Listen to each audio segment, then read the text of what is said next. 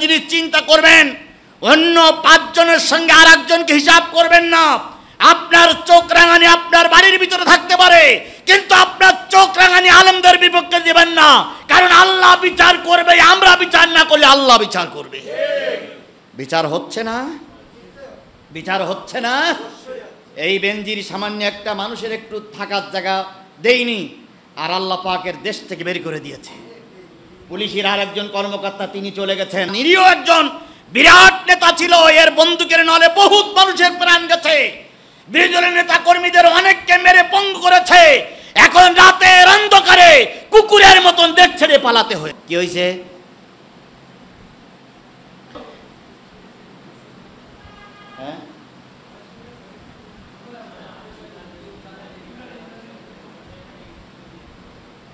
আচ্ছা,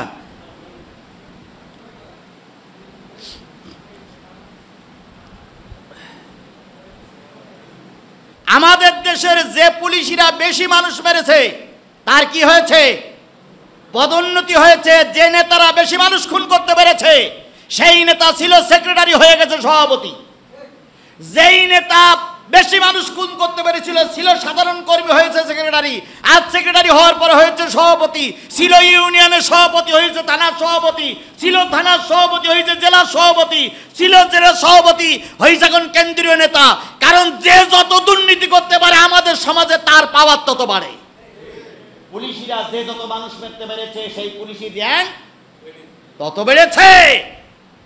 আর সালেহিনদের নেককার বান্দাদের ইতিহাস শুনুন, তাদের ভিতরে সামান্য একটু খুঁত পাওয়া গেছে, সবটাই কি করে দিয়েছে?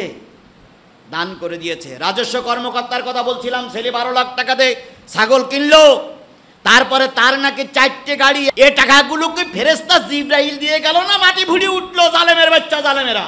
আবার তোমরা টুপি মাথায় দিয়ে আগের কাতারে যাইয়ে ঈদের সালাত আদায় করো। আল্লাহ রসুল বলেছে এরা ঈদের সালাত আদায় করা তো দূরের কথা, এরা যেন ঈদগার ধারে কাছে না আসে। আর ইসলামী সরকার যদি প্রতিষ্ঠিত হতো, এই দেশ যদি ইসলাম দিয়ে চলতো, আল্লাহর কসম এদের চিহ্নিত করে এদের ফুলের মালা না পরিয়ে এদের গলায় জুতোর মালা পরানো হতো। কিন্তু করবে কে? সেই কে বলেছিল যে বিড়ালের গলায় ঘন্টা পরাতে হবে, কিন্তু পাখিদের ভিতরে ভুতুম পেশা দাঁড়িয়ে বলতেছে জাহাবানা, ঘন্টাটা বাঁধবে কে? আজকে আমরা যে ভালো ভালো কথা বলতেছি, এই ভালো কাজ করবে ডাকে একবার উপরের চেয়ার থেকে শুরু করে নিচের চেয়ার পর্যন্ত সব দুর্নীতিতে ভরা, সব ফেরে বাস দিয়ে ভরা। সমাজটা চলছে দুর্নীতির আখড়ায়, সমাজটা চলছে, দেশটা চলছে দুর্নীতির আখড়ায়। একজন সেনাবাহিনীর প্রধান যদি দুর্নীতিতে জড়িয়ে পড়ে, একজন পুলিশ ডিপার্টমেন্টের হেড যদি কি বলে দুর্নীতিতে জড়িয়ে পড়ে, একজন এমপি যদি পরনারী নিয়ে পড়ে থাকে, একজন এমপি যদি পরনারীর সঙ্গে ধরা পড়ে, এই সমাজ কত নিচে নেমেছে। সিলেটের এই মানুষের বন্যার পাশে সবার আগে দাঁড়ানো দরকার ছিল যিনি সবচেয়ে দেশের বড় চেয়ারে বসে আছেন, তার যাওয়ার দরকার ছিল। কারণ সিলেটের মানুষ বন্যাত্ম এবং তাদের খুব কষ্ট, কিন্তু সেখানে এনারা যায়নি। ইসলামী আন্দোলনের সিপাহসালার, ইসলামী শহীদ কাফেলার বীর সৈনিকদের নেতা ডাক্তার মোহাম্মদ শফিকুর রহমান কোমর পর্যন্ত পানিতে দাঁড়িয়ে তিনি এই সিলেটবাসীর কাছে তেরানের মাল তুলে দিচ্ছে। সুবহানাল্লাহি ওয়া বিহামদিহি। যতগুলো ছাত্র সংগঠন আছে সব ছাত্র সংগঠনে ঝাঁপিয়ে পড়া দরকার ছিল, কিন্তু সেই ছাত্র সংগঠন ঝাঁপাইয়ে না পড়ে একটা মাত্র ছাত্র সংগঠন বাংলাদেশ ইসলামী ছাত্র শিবির সমস্ত দেশের থেকে কালেকশন করে ইতিমধ্যে তাদের ধারে পাশে দিয়ে দাঁড়িয়েছে। আর এই কাফেলাকে আমরা অন্তত এই কাফেলার সঙ্গে যারা সংযোগ দিয়ে ওখানে যাচ্ছে, আমরা বলতে পারি এরাই হলো নেককারদের অন্তর্ভুক্ত, এরাই হলো সালেহিনদের অন্তর্ভুক্ত। শহীদ সেই ব্যক্তি নিঘাত মৃত্যু, ওই বেনজির বাহিনী গুলি করতেছে রাস্তায়, পুলিশ, বিজেপি, র্যাব, সেনাবাহিনী সব জোট হয়ে গুলি করতেছে। আর এই গুলির মুখে শুধুমাত্র বাংলার জমিনে, শুধুমাত্র নিজের জমিনে কোরআনের রাজ কায়েমের জন্য কোরআনকে বুকে নিয়ে মা বাবার কাছ থেকে বিদায় নিয়ে রাজপথে ওই পুলিশের বুলেটের সামনে জীবন দেওয়া। আর আপনি আমি তাহাজ্জুদ মৃত্যুবরণ করা, এই দুই মৃত্যু কখনো এক হতে পারে না। নিশ্চয়ই শহীদের মৃত্যুটা আল্লাহর কাছে অনেক বেশি। আল্লাহ পাক শহীদকে মাফ করে দেবেন, শুধু দুটো জিনিস শহীদকে মাফ করবেন না। এক নম্বর হচ্ছে যদি শহীদ শিরক করে থাকে ওই শিরকের গুনাহ মাফ করবেন না। আর শহীদের যদি কোনো ঋণ থাকে, এই ঋণগ্রস্ত ব্যক্তি যদি শহীদের বিপক্ষে দাঁড়িয়ে যায়, সেদিন আল্লাহ পাক ওই ঋণ পরিশোধ না করা পর্যন্ত শহীদকে মাফ করবেন না। এই দুইটা কাজ ছাড়া বাকি সব গুনাহ আল্লাহ পাক শহীদের মাফ করে দেবে। সেই শহীদ, এই শহীদেরা থাকবে জান্নাতে। ওই শহীদের সঙ্গে যদি জান্নাতে থাকতে চান, আল্লাহ নবী বলেছেন মাম্মাতা ওয়ালাম ইয়াগজু ওয়ালাম ইউহাদ্দিস বিহি নাফসাহু মাতা আলা শুহবাতিন মিনান নিফাক। যেই ব্যক্তি মৃত্যুবরণ করলো, যুদ্ধ জিহাদ অংশগ্রহণ করি নাই, যুদ্ধ জিহাদ অংশগ্রহণ করার মতন মন মানসিকতাও ছিল না, ওই ব্যক্তির মৃত্যু হবে মুনাফিকের মৃত্যু। আপনার নিয়ত থাকবে আমি শহীদের মৃত্যু, আপনার নিয়ত থাকবে আমি শহীদের মৃত্যু অর্জন করব। যদি না পারেন যুদ্ধ জিহাদে যাবার নিয়ত থাকবে, তাও যদি না পারেন তাহলে চিন্তা করবেন যারা শহীদ হতে গেছে তাদের অন্তত একটু সাহায্য করব, তাহলে অন্তত শহীদের সঙ্গে আল্লাহ পাক আপনারে জান্নাতের মেহমান বানায় দেবে। এই জন্য শহীদি মৃত্যু অত্যন্ত পছন্দনীয় মৃত্যু, শহীদের মৃত্যু অত্যন্ত গ্রহণীয় মৃত্যু। এই জন্য আমরা সবাই চাবো মৃত্যু তো হবেই, মৃত্যু তো হবেই। আদম আলাইহিস সালাম বলল এখনো 40 বছর বয়স আছে, মৃত্যু হয়েছে। মুসা আলাইহিস সালাম আজরাইলের থাপ্পড় মারল, মৃত্যু হলো। মুহাম্মদ সাল্লাল্লাহু আলাইহি সাল্লামের মৃত্যু হয়ে গেছে। সবার মৃত্যু হবে, আমারও মৃত্যু হবে, আপনারও মৃত্যু হবে। সেই মৃত্যুটা কি মৃত্যু হোক? শহীদি মৃত্যু হোক। সেই মৃত্যুটা যেন আমাশা, তারপরে জ্বর, টাইফয়েড, ক্যান্সার, ডায়াবেটিস এতে না হয়। আল্লাহ যেন আমাকে শহীদি মৃত্যু দেয়। আল্লামা দেলোয়ার হোসেন সাইদি সবসময় কামনা করতেন যে আল্লাহ তুমি আমাকে শহীদি মৃত্যু দিও। দেখেন আল্লাহ পাক তার মৃত্যুটা কিন্তু শহীদি মৃত্যু হয়ে গেছে। যদি বলেন কেমন করে, তাকে পুশ করে মেরেছে, ইঞ্জেকশন করে মারা, ওটাই হলো। বুলেট দিয়ে গুলি না করে ইঞ্জেকশন দিয়ে মেরেছে, ওটাই শহীদ। আমি আপনাদের এখানে 10-12 বছর যাবত এই জুমার খতিব হিসেবে আসি। আমি আপনাদের কাছে কিছু চাইনি, আপনারা অনেক কিছু আমার দিয়েছেন। আমি যতটুকু বাড়ি দিনের কথা বলি, আপনাদের কাছে আমি কিছুই চাইনি, ঘর বাড়ি চাইনি, টাকার জন্য লোভ করি না, টাকার জন্য দাবিও করি না। অনেক টাকা দেবেন এই আশা আমি এখানে খুতবা দিতে আসি না। শুধু একটা দাবি করি, সেটা হলো আপনারা সকলে অন্তর থেকে আমার জন্য দোয়া করবেন। মৃত্যু তো আমার হবেই, আল্লাহ যেন সেটা শহীদি মৃত্যু দান করে। এতটুকু দাবি, আপনাদের কাছে কোনো আমার দাবি নাই, শুধু এতটুকু দাবি, আল্লাহ যেন আমাকে শহীদি মৃত্যু দান করে। কারণ শহীদি মৃত্যুর চাইতে উত্তম মৃত্যু আর কিছু হতে পারে না। আরেকটা দাবি, ওই শহীদি মৃত্যুর সঙ্গে যদি আল্লাহ পাক রাজপথে আমাকে শহীদ না বানায়, আমি একজন বক্তা হিসেবে বাংলাদেশে পরিচিত, আমাকে যেন আল্লাহ পাক ওই কোরআনের কথা বলা অবস্থায় মৃত্যুদান করে, আমাকে যেন আল্লাহ পাক রুকু অবস্থায় মৃত্যুদান করে, সিজদা অবস্থায় মৃত্যুদান করে, আমাকে যেন আল্লাহ পাক বিছানায় ধুকে ধুকে মৃত্যু না করে। এতটুক দোয়া কি আপনারা করতে পারবেন না? মৃত্যু হবেই, মৃত্যু হবেই, তবে সেই মৃত্যুটা যেন শহীদি মৃত্যু হয়। এতটুকু আমি আপনাদের জন্য রেখেছি, করেছি। সুতরাং কয় শ্রেণীর মানুষ জান্নাতে যাবে? সেই 4 শ্রেণীর ভিতরে যদি আপনি থাকতে চান, নবীদের কাতারে থাকতে হবে। আপনাকে অবশ্যই নামাজি হতে হবে, নামাজি হতে হবে। 2 নম্বর সত্যবাদী হতে হবে। 3 নম্বর শহীদদের কাতারে থাকতে হবে, নতুবা শহীদের যে রাস্তায় চলেছে ওই রাস্তায় আপনাকে চলতে হবে। আচ্ছা বলুন তো, আপনার বিবেকের কাছে, আপনি সরকারি দল করেন, আপনি সরকারি দল করেন, আপনি বিএনপি করেন, আপনি জাতীয় পার্টি করেন, অথবা আপনি বাংলাদেশের অন্য সব দল করেন, আপনি বলুন, বুকে হাত দিয়ে বলুন, আপনি যদি ভোট চাইতে গিয়ে যদি ময়দানে মারা যান, আপনার নামের প্রথমে কেউ শহীদ লিখবে? আপনি যদি সরকারি দলের লোক, আপনার কাছে প্রশ্ন করতেছি, আপনার কাছে প্রশ্ন করতেছি, আপনি সরকারি দলের দালাল, কিন্তু আপনি ভোট চাইতে যেয়ে মারা গেছেন, অথবা গম কাড়াকাড়ি করতে গিয়ে মারা গেছেন, অথবা নেতা পাশ করে গিয়ে মারা গেছেন, অথবা ওই জয় বাংলা স্লোগান দিতে গিয়ে রাজপথে মারা গেছেন, আপনি বুকে হাত দিয়ে বলুন তো আপনার নামের প্রথমে কেউ শহীদ লিখবে? আর আপনি জীবনে শহীদ বলে দাবি করতে পারবেন? তাহলে দেখেন আপনার বিবেকের কাছে আপনি শহীদ না, কিন্তু ইসলামী আন্দোলনের একজন আপনা থেকে আপনা নেতা কর্মী যদি দিন কায়েমের পক্ষে মিছিল করতে যায়নি, দাওয়াতি কাজ করতে গেছে, সাইকেলে দাওয়াতি কাজ করতে গিয়ে রাজপথে মারা গেল গাড়ি চাপা পড়ে, আমরা তাকে সবাই কি বলবো? শহীদ বলবো, কারণ সে দ্বীনি আন্দোলনের একজন নেতা, দ্বীনি আন্দোলনের একজন কর্মী। আপনি 5 ওয়াক্ত নামাজ পড়েন, নামাজ শেষে রাস্তায় বাইর হইছেন, মসজিদ থেকে ওয়াজিফা করে রাস্তায় গেছেন, রাস্তায় গেলে লোকে বলবে যে এর মৃত্যুটা শহীদি মৃত্যু, কিন্তু আপনি যে দল করতেছেন ওই দলের দালালি করে মরবেন, আপনি হয়তো ভালো, কিন্তু কেউ আপনাকে শহীদ বলবে না।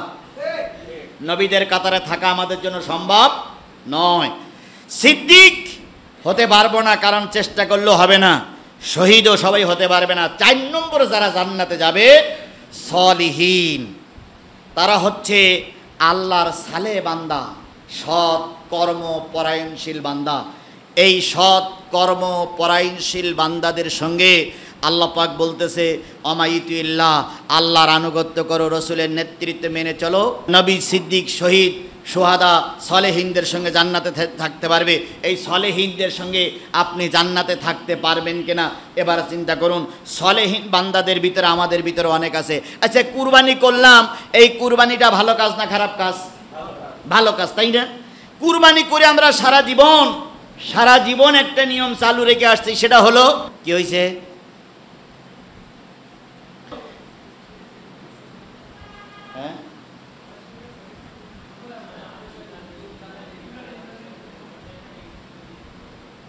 আচ্ছা,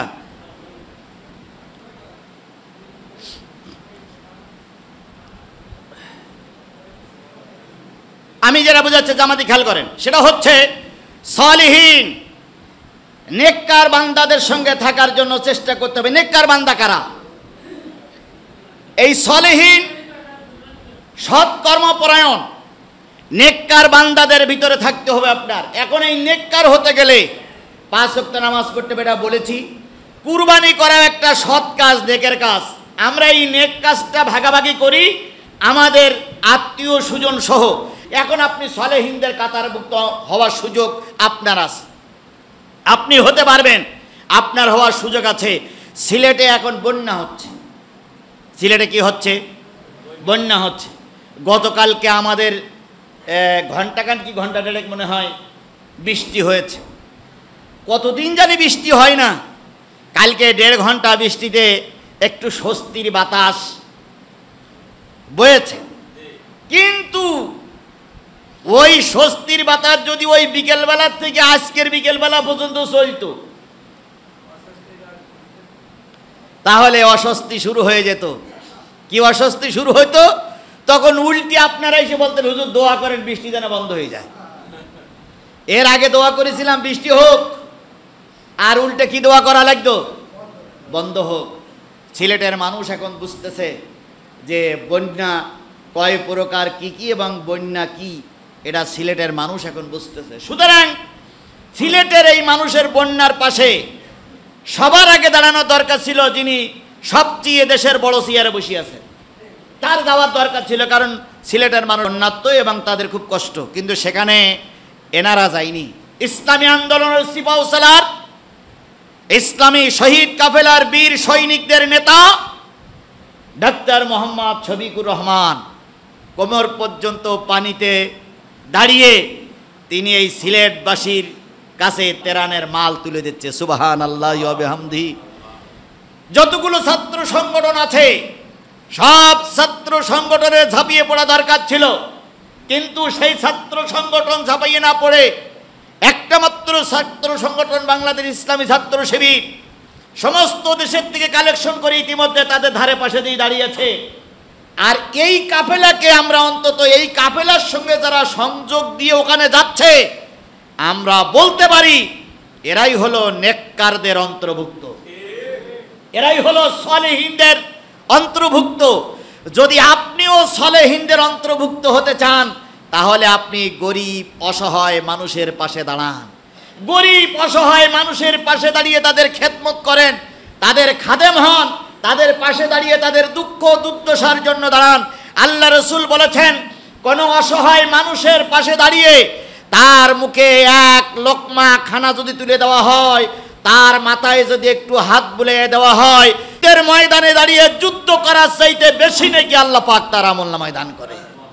এই জন্য আপনাকে এই সলেহিনদের অন্তর্ভুক্ত হতে গেলে, এই সলেহিনদের নেককারদের অন্তর্ভুক্ত হতে গেলে আপনাকে এই সলেহীন নেককারদের মতন কাজ করতে হবে। নাম রাখলেই শুধু সলেহীন নেককারদের কাতারে থাকতে পারবেন না, আপনাকে অবশ্যই সলেহীন নেককারদের কাতারে থাকতে হবে। এই সলেহীন নেককারদের কাতারে যুগে যুগেই মানুষ ছিল, এখনও থাকতে হবে। আমাদের দেশের যে পুলিশরা বেশি মানুষ মেরেছে তার কি হয়েছে? পদোন্নতি হয়েছে। যে নেতারা বেশি মানুষ খুন করতে পেরেছে সেই নেতা ছিল সেক্রেটারি, হয়ে গেছে সভাপতি। যেই নেতা বেশি মানুষ খুন করতে পেরেছিল ছিল সাধারণ কর্মী, হয়েছে সেক্রেটারি। আজ সেক্রেটারি হওয়ার পর হয়েছে সভাপতি। ছিল ইউনিয়নের সভাপতি, হয়েছে থানার সভাপতি। ছিল থানার সভাপতি, হয়েছে জেলার সভাপতি। ছিল জেলার সভাপতি, হয়েছে এখন কেন্দ্রীয় নেতা। কারণ যে যত দুর্নীতি করতে পারে আমাদের সমাজে তার পাওয়ার তত বাড়ে। পুলিশরা যে যত মানুষ মারতে পেরেছে সেই পুলিশি জ্ঞান তত বেড়েছে। আর সালেহিনদের নেককার বান্দাদের ইতিহাস শুনুন, তাদের ভিতরে সামান্য একটু খুদ পাওয়া গেছে, সবটাই কি করে দিয়েছে? দান করে দিয়েছে। রাজস্ব কর্মকর্তার কথা বলছিলাম, ছেলে 12 লাখ টাকা দিয়ে ছাগল কিনলো, তারপরে তার নাকি 4টে গাড়ি। এ টাকাগুলোকে ফেরেশতা জিবরাইল দিয়ে গেল না মাটি ভুড়ি উঠলো? জালেমের বাচ্চা জালেমেরা। আবার তোমরা টুপি মাথায় দিয়ে আগের কাতারে যাইয়ে ঈদের সালাত আদায় করো। আল্লাহ রসুল বলেছে এরা ঈদের সালাত আদায় করা তো দূরের কথা, এরা যেন ঈদগার ধারে কাছে না আসে। আর ইসলামী সরকার যদি প্রতিষ্ঠিত হতো, এইদের যদি ইসলাম দিয়ে চলতো, আল্লাহর কসম এদের চিহ্নিত করে এদের ফুলের মালা না পরিয়ে এদের গলায় জুতোর মালা পরানো হতো। কিন্তু করবে কে? সেই কে বলেছিল যে বিড়ালের গলায় ঘন্টা পরাতে হবে, কিন্তু পাখিদের ভিতরে ভুতুম পেশা দাঁড়িয়ে বলতেছে জাহাবানা, ঘন্টাটা বাঁধবে কে? আজকে আমরা যে ভালো ভালো কথা বলতেছি, এই ভালো কাজ করবে ডাকে একবার উপরের চেয়ার থেকে শুরু করে নিচের চেয়ার পর্যন্ত সব দুর্নীতিতে ভরা, সব ফেরে বাস দিয়ে ভরা। সমাজটা চলছে দুর্নীতির আখড়ায়, সমাজটা চলছে, দেশটা চলছে দুর্নীতির আখড়ায়। একজন সেনাবাহিনীর প্রধান যদি দুর্নীতিতে জড়িয়ে পড়ে, একজন পুলিশ ডিপার্টমেন্টের হেড যদি দুর্নীতিতে জড়িয়ে পড়ে, একজন এমপি যদি পরনারী নিয়ে পড়ে থাকে, একজন এমপি যদি পরনারীর সঙ্গে ধরা পড়ে, এই সমাজ কত নিচে নেমেছে। কে কোন মাইন্ড এখানে বসে আছেন আমি জানি না, তবে একটা জিনিস চিন্তা করবেন, অন্য 5 জনের সঙ্গে আর একজনকে হিসাব করবেন না। আপনার চোখ রাঙানি আপনার বাড়ির ভিতরে থাকতে পারে, কিন্তু আপনার চোখ রাঙানি আলেমদের বিপক্ষে দেবেন না, কারণ আল্লাহ বিচার করবে। আমরা বিচার না করলে আল্লাহ বিচার করবে। বিচার হচ্ছে না, বিচার হচ্ছে না। এই বেনজির সামান্য একটা মানুষের একটু থাকার জায়গা দেয়নি, আর আল্লাহ পাকের দেশ থেকে বের করে দিয়েছে। পুলিশের আর একজন কর্মকর্তা তিনি চলে গেছেন, নিরীহ একজন বিরাট নেতা ছিল, এর বন্দুকের নলে বহুত মানুষের প্রাণ গেছে। বিরোধী নেতা কর্মীদের অনেককে মেরে পঙ্গু করেছে। এখন রাতের অন্ধকারে কুকুরের মতন দেশ ছেড়ে পালাতে হয়েছে। সুতরাং সব সময় এক সময় যাবে না, ভয় দেখাইয়েন না, চোখ রাঙানি দেখাইয়েন না। আপনাকে একদিন মৃত্যুবরণ করতে হবে, আল্লাহর আদালত আখিরাত আপনাকে জবাবদিহিতা করতে হবে। আজকে আমার বিরুদ্ধে কুলু লোকে আপনি চলে গেছেন, রাস্তায় প্লাস পড়ে থাকবে, জানাজা পড়া পর্যন্ত লোক খুঁজে পাওয়া যাবে না। সেদিনকে আল্লামা সাইদির জানাজা বন্ধ করেছিল আনারুল আজিম, আর সেদিনকে সাইদির জানাজা বন্ধ করেছিল, আর তার মেয়ে এখন কাঁদতেছে, আমাকে এক টুকরা গোশত দাও, সেই গোশত ছুঁয়ে আমি অন্তত একটু আব্বার জন্য দোয়া করব। তো এর চাইতে কলঙ্কিত মৃত্যু আর আছে কিনা আল্লাহ ভালো জানে। শিক্ষা নাও জাতি, শিক্ষা নাও জাতি, শিক্ষা নাও। নতুবা ওর যে অবস্থা হয়েছে, আজকে নেতৃত্বের আস্ফলন করছো, হয়তো তোমার জীবনে এরকম ঘটনা ঘটে যেতেও পারে। আল্লাহ পাক জাতিরে বুঝ দান করুক। তাই বলছিলাম, কয় শ্রেণীর মানুষের সঙ্গে জান্নাতে যাওয়া যাবে? আপনি যদি এই জান্নাতের মেহমান হতে চান, নবীদের সঙ্গে থাকতে হবে। নবীদের সঙ্গে থাকতে গেলে নামাজি হতে হবে। সালেহিনদের সঙ্গে থাকতে হবে, সিদ্দিকদের সঙ্গে থাকতে হবে, সিদ্দিক সত্যবাদী, সুহাদা শহীদদের সঙ্গে থাকতে হবে, আর শেষ পর্যন্ত বললাম সালেহিনদের সঙ্গে থাকতে হবে। আসুন আমরা এই 4 গ্রুপের সঙ্গে যে কোনো একটা গ্রুপে থাকি। আল্লাহ আমাদের জান্নাতের মেহমান হিসেবে কবুল করুক। আমা তৌফিকি ইল্লা বিল্লাহ ওয়া আখিরু দাওয়ানা আলহামদুলিল্লাহি রাব্বিল আলামিন।